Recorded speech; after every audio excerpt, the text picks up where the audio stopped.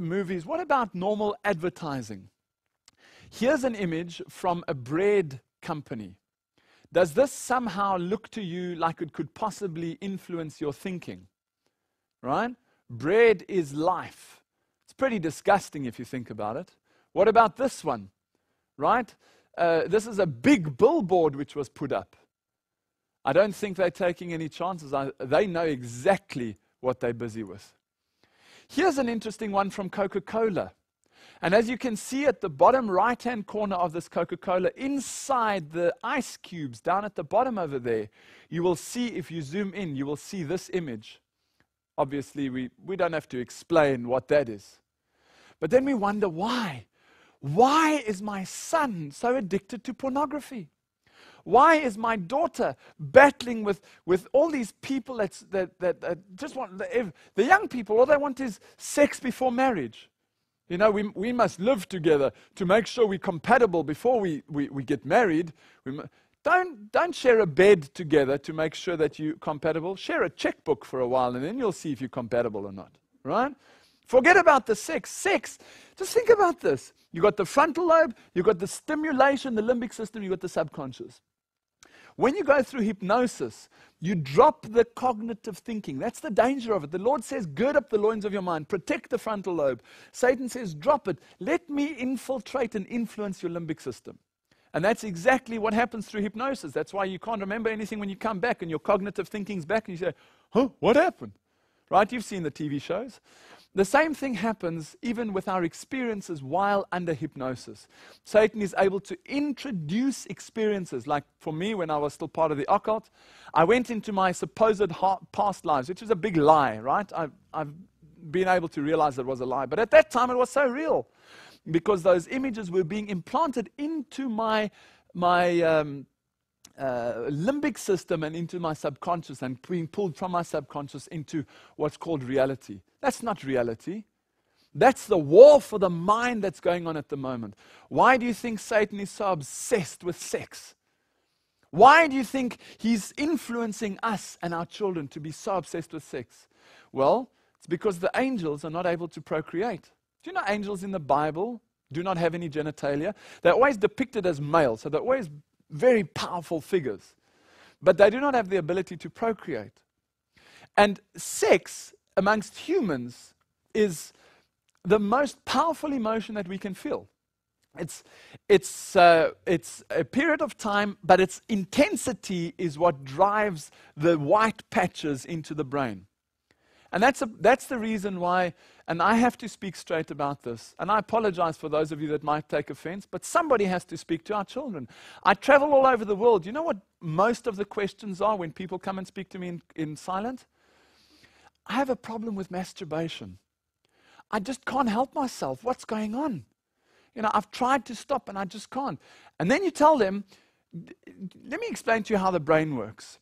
There are white patches that are burnt in, and they're like, that makes so much sense. That's why my behavior is as a result of the neural pathways. So every time you do something, and now you add sex to it, it's stimulated and the white patch becomes even thicker. You get like a fat cable between areas of your brain. And smoking is the same thing. Drinking is the same thing. To overcome that is a real burden. But let's get back to the sexual stimulation, because that's, I think, the most important thing that we need to look at for them. All things start there.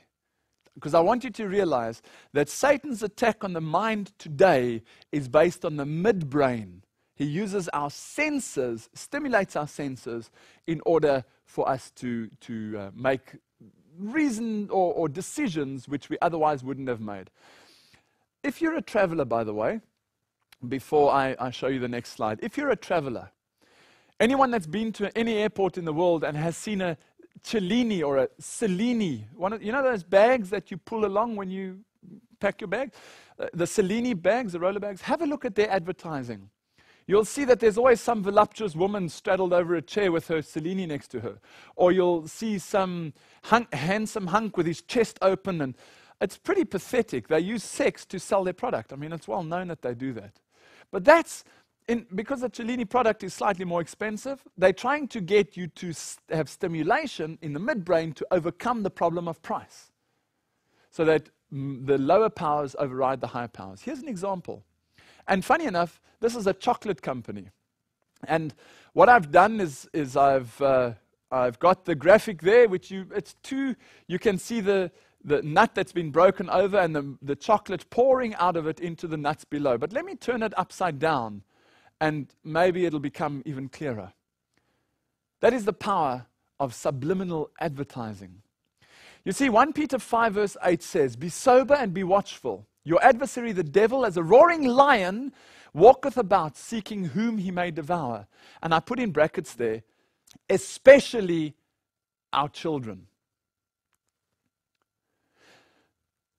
It's ugly, right?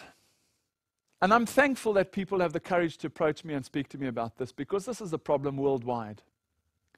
Do you remember the movie The Silence of the Lambs?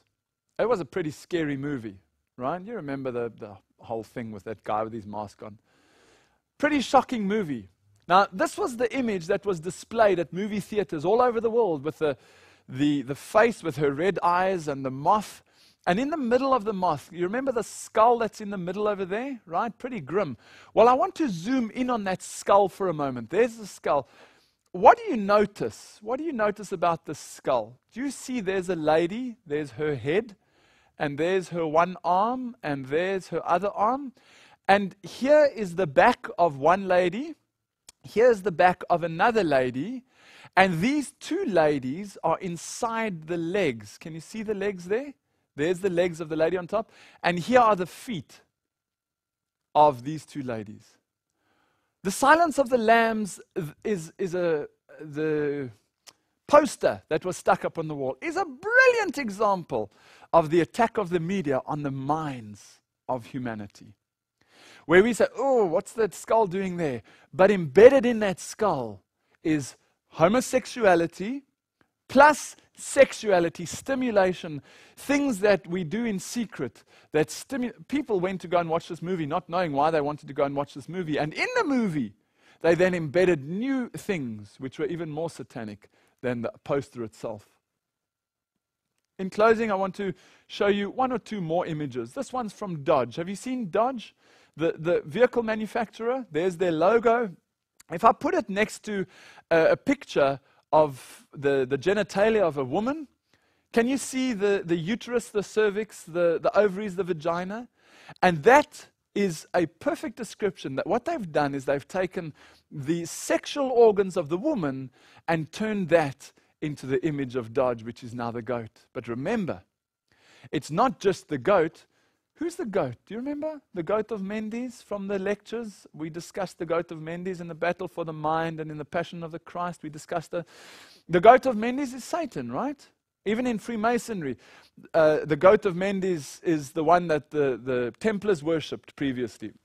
He's the one with the 5-pointed star on his forehead, the Lucifer, the light bearer, the male-female combination.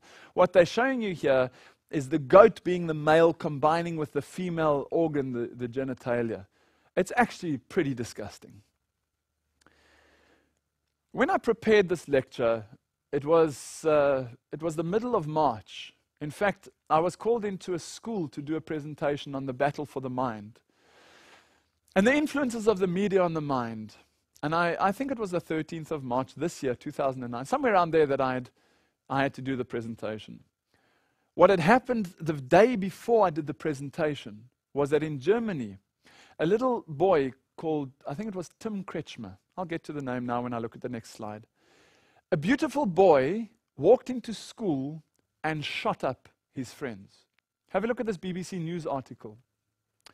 Germany mourns school shootings. Look at this beautiful boy. Normal kid, you know, mid-teens, sort of teenager. I can't remember his age. You know, flags are being flown at half-mast across Germany as the mark of respect to the 15 people who were killed by teenage gunmen on Wednesday. This happened, let me go back one slide so that you can see. This article is from the 12th of March 2009.